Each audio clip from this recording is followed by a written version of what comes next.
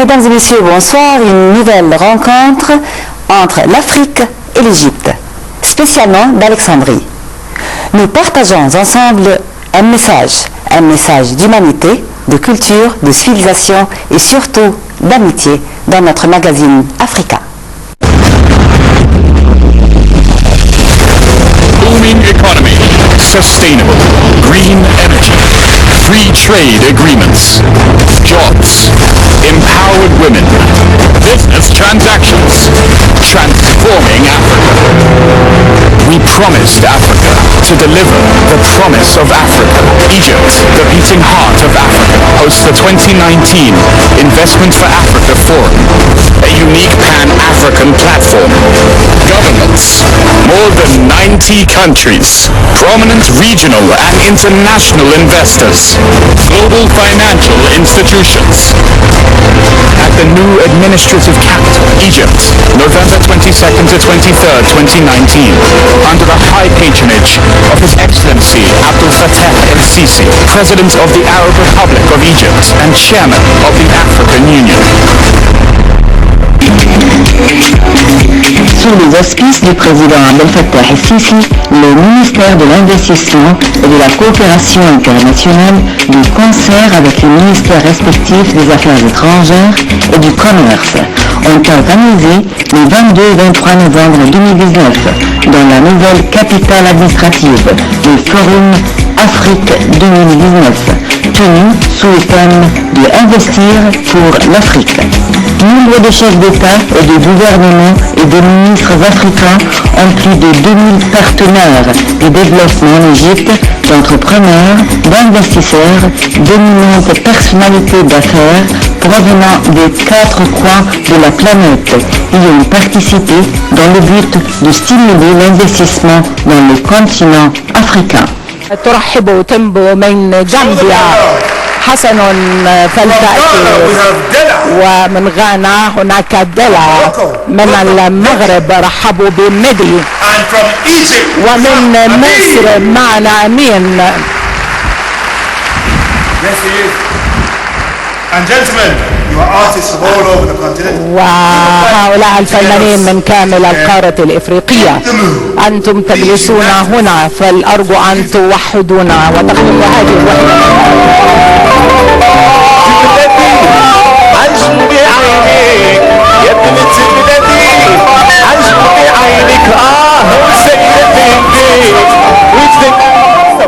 Sorry. Are you hearing what I'm hearing? I think we need more harmony, more unity, more coordination. من التنسيق، من الوحدة، من التناغم. مرة أخرى أرجو أن تخلقوا هذا المناخ من التناغم والاتساق، فلنحاول مرة أخرى. يلا.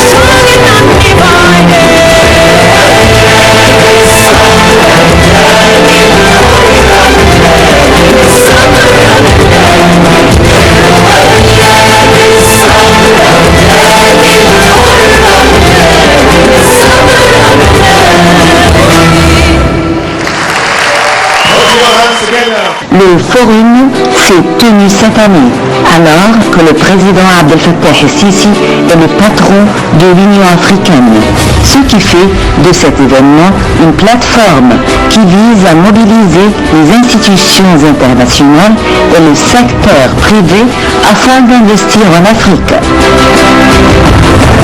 Le forum a donné l'occasion à chaque État pour étaler son expérience réussie, son climat favorable aux investissements et les chances qui y sont disponibles. Infrastructurelle, la stimulation des investissements en faveur de la transformation industrielle en Afrique, les horizons de l'investissement arabo-africain, l'investissement dans le capital humain, le renforcement des potentialités concurrentielles du secteur privé africain et les chances de croissance des start-up étaient les thèmes abordés au cours des séances.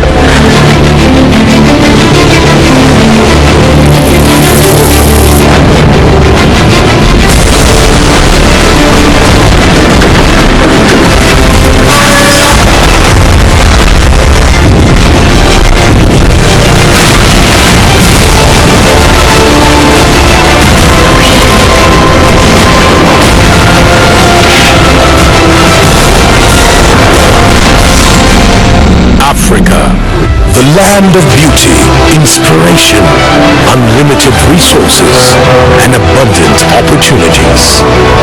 With 6 of the top 10 fastest growing economies in the world, highest global rate of growth for FDI inflows in 2018, steady economic growth rate of 3.5% in 2018, the largest global industry destination, a thriving market for renewable energy, a booming momentum for digital transformation, a wide talent pool of eager, visionary, and pioneer young women and men, promising entrepreneurs and innovative startups, huge marketplace of businesses and consumers, further broadened with the African Continental Free Trade Agreements officially going into force in 2019.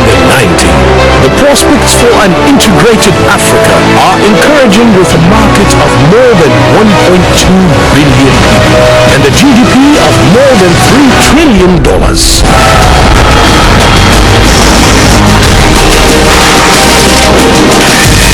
The continent is repositioning itself in the global market as an emerging economic power with a potential that's full of promise.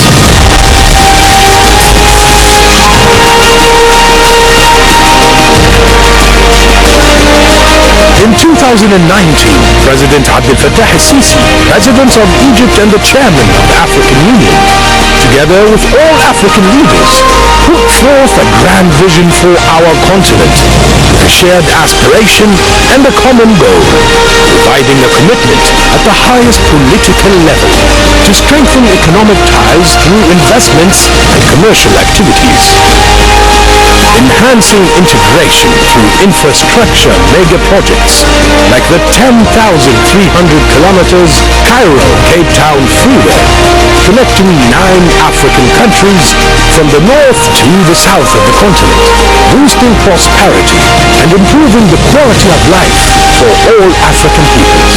إن قارتنا الإفريقية تمتلك من المقومات والموارد المتنوعة والموقع الجغرافي المتميز جنبا إلى جنب مع ما لديها من إرادة سياسية ورؤية واضحة المعالم لتنفيذ الإصلاحات وإقامة مشروعات الربط والاندماج الإقليمي وتفعيل اتفاقية التجارة الحرة القارية.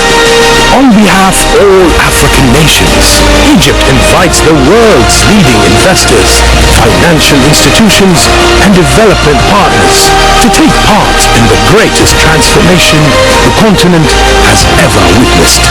To connect to Africa and connect with Africa, for the time couldn't be more perfect. Investment for Africa Forum 2019. Toujours l'art groupe les différentes civilisations. Aujourd'hui, on va savoir les relations entre l'art et l'Afrique, l'art égyptien et l'Afrique. Nous avons avec nous le professeur Dr Abir Qasim, chef du département d'archéologie grecque et romain. Soyez bienvenue avec nous. Merci beaucoup à vous.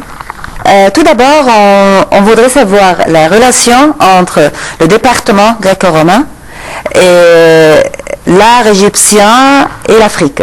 Tout d'abord, il y a une grande relation entre l'art et l'Afrique et l'Égypte, bien sûr. Puisque je suis chef de département de l'archéologie grecque et romaine, il y avait des relations anciennes entre l'Égypte dans la période ptolémaïque et romaine avec l'Afrique, non seulement avec l'Égypte, mais aussi avec toute l'Afrique, ou peut-être presque toute l'Afrique. Bien sûr que nous voulons ici dire que nous parlons de l'Afrique jusqu'à la moitié de l'Afrique, et c'est ça qui était connu dans l'ancienne période de l'histoire de l'Égypte, ce que nous allons parler. L'Égypte, elle a vécu une période avec les Ptolémaïques et puis avec les Romains, et cela avec des relations non seulement en Égypte et pas seulement au sud, mais aussi avec l'Algérie, la Tunisie, la Numidie qui était le Maroc, aussi le Soudan et ces pays-là qui sont près de nous. Bon, mais quand même, qu'est-ce qui veut dire le mot d'Afrique? L'origine de ce mot? L'origine de ce mot Afrique, ça vient du mot Afrikos. C'est un mot latin qui veut dire le vent qui souffle sur Carthage. Et Carthage qui est situé en Tunisie. Et ce mot-là, Afrikos, il est devenu l'Afrique et en désignant tout le continent de notre Afrique. Comment l'Égypte a pu influencer l'Afrique dans le domaine de l'art? L'Égypte, dans toutes ces périodes historiques, elle avait une grande influence sur les autres pays qui sont autour d'elle. En Afrique, aussi dans la Méditerranée et surtout en Afrique. Nous avons vu cette influence-là, ces influences-là sur l'architecture, l'art, la sculpture, la peinture, la mosaïque, les diverses sortes d'art. Toujours le Nil était comme sorte de partage entre la civilisation égyptienne et la civilisation africaine. Comment le Nil a pu influencer les différents arts ici en Afrique? Le fleuve Nil, il n'est pas seulement pour l'Égypte, mais c'est pour toute l'Afrique. Il réunit entre presque 5 ou 6 pays de l'Afrique. On partage ensemble ce Nil-là. Ce n'est pas simplement de l'eau qui roule de l'Afrique jusqu'à notre Égypte et la Méditerranée, mais c'est une sorte de civilisation qui nous réunissent toutes ensemble et tous ensemble autour de ce fleuve-là. On a vu le Nil sur la peinture égyptienne. En plus, elle est devenue comme un modèle qu'on peut le voir dans les arts, dans les différents arts africains, aussi dans les arts de la Grèce, l'Italie, autour de la Méditerranée.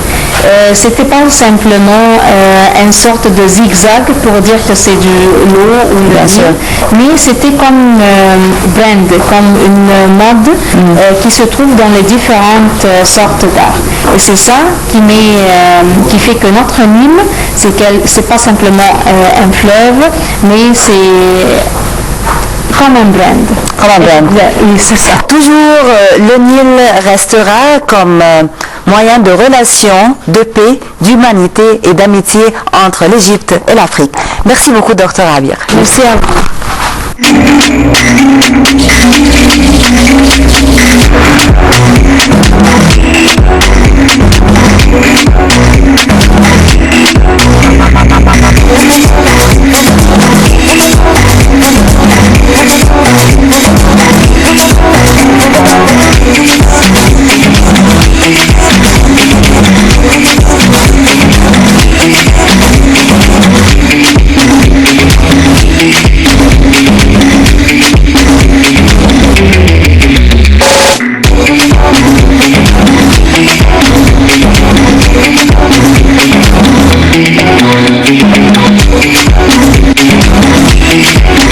Le Nil égale la vie. Le Nil égale l'amitié. Le Nil égale une grande civilisation. Relation depuis longtemps entre le Nil égyptien et l'Afrique. Bonjour à toutes et à tous. Aujourd'hui, partons du côté de l'Égypte. Parlons fleuve et irrigation. Parlons du Nil. Le Nil est un fleuve en Afrique. Avec une longueur d'environ 6700 km, c'est avec le fleuve Amazon le plus long fleuve du monde. En fait, la question pour savoir lequel de ces deux fleuves est le plus long est un débat depuis plus d'un siècle. Prenons par exemple les mesures écrites dans les différents dictionnaires. Dans le dictionnaire Hachette, voici les mesures du Nil et de l'Amazon. Dans le dictionnaire Larousse et dans le Robert encyclopédique. On peut remarquer que chez Hachette, le Nil est bien plus long. Larousse nous dit qu'ils ont la même longueur, et le Robert a écrit que c'est l'Amazon le plus long. Alors en réalité, les différentes mesures ne sont pas de simples erreurs de mesure, mais à cause de problèmes bien précis. Pour le Nil, la question se pose sur quelle branche du delta devons-nous mesurer? Eh bien oui, car si on prend la branche principale, celui de Rosette, de 230 km, et celui le plus court, la branche de Aboukir, qui elle n'en fait que 213, et la branche de Pélouse, qui en fait 250. Si on mélange tout cela avec le fait que le Nil prend ses sources au Rwanda, et que dans cette région-là, on ne sait pas très bien les mesurer, de l'autre côté, pour l'Amazon, les mesures diffèrent selon où l'on considère la séparation entre le fleuve et l'océan. Le Nil, pourtant très long, n'a pas un bassin hydrographique très grand. Il couvre 3 254 555 km², à peu près 10% de la superficie de l'Afrique.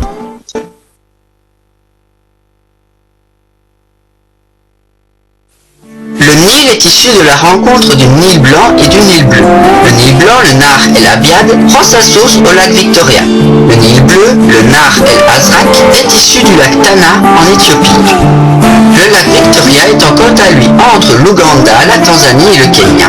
Ces deux branches unissent à Khartoum, la capitale du Soudan. Après, le Nil se jette dans la Méditerranée en formant un delta au nord de l'Égypte. En comptant ces deux branches, le Nil traverse le Rwanda, le Burundi, la Tanzanie, l'Ouganda, l'Éthiopie, le Soudan du Sud, le Soudan et l'Égypte. Il longe également le Kenya et la République démocratique du Congo. Et son bassin versant concerne aussi l'Érythrée grâce à son affluent le Tékézé. De nos jours, les eaux limoneuses du Nil sont captées et redistribuées sur les terres agricoles grâce notamment au barrage géant d'Aswan, dont la construction dans les années 1970 a nécessité le déplacement de plusieurs temps, dont ceux d'Abou Simbel, qui aurait été noyé dans la retenue du lac Nasser. Autrefois, le fleuve débordait chaque été, déposant du limon fertile sur les champs et irriguant les terres agricoles grâce au système de canaux que les anciens Égyptiens avaient creusé. Tandis que la plupart des Égyptiens vivent toujours dans la vallée du Nil, la construction du haut barrage d'Aswan pour fournir de l'hydroélectricité à presque tout le pays a mis fin en aval au renouvellement du limon fertile des crues de l'été en stabilisant son débit. Le Nil a comme particularité que son dernier affluent le rejoint à mi-chemin de la mer. Après cette dernière confluence, le débit du Nil diminue en raison de l'évaporation très importante lors de la traversée du Sahara. La source officielle du Nil est la forêt de Nyungwe au Rwanda. 90% de l'eau et 96% des sédiments transportés par le Nil proviennent de l'Éthiopie. Mais cet écoulement se produit seulement en été, quand les grandes pluies tombent sur le plateau éthiopien. Le reste de l'année, les grands fleuves drainant l'Éthiopie vers le Nil coulent faiblement. En effet, le Nil bleu excède souvent 5663 m3 par seconde fin août, multiplication par 50 au début normal. Les pays traversés par le Nil, notamment le Soudan et l'Égypte, sont des pays désertiques. Pour survivre, chacun doit dériver certaines parties du Nil pour irriguer leurs champs. Il est donc conclu en 1959 que sur les 84 milliards de mètres cubes par an, 66% peuvent être utilisés par l'Égypte, pour seulement 22% pour le Soudan. L'accord ne précise rien pour les 9 autres pays qui sont traversés par le Nil. Sans oublier qu'il est estimé que sur le total de sa traversée du Sahara, 12% de l'eau du Nil s'évapore. Ce qui fait que le Nil est plus faible. Fin de notre émission, on va vous rencontrer la semaine prochaine avec le magazine africain Maneur, mardi prochain.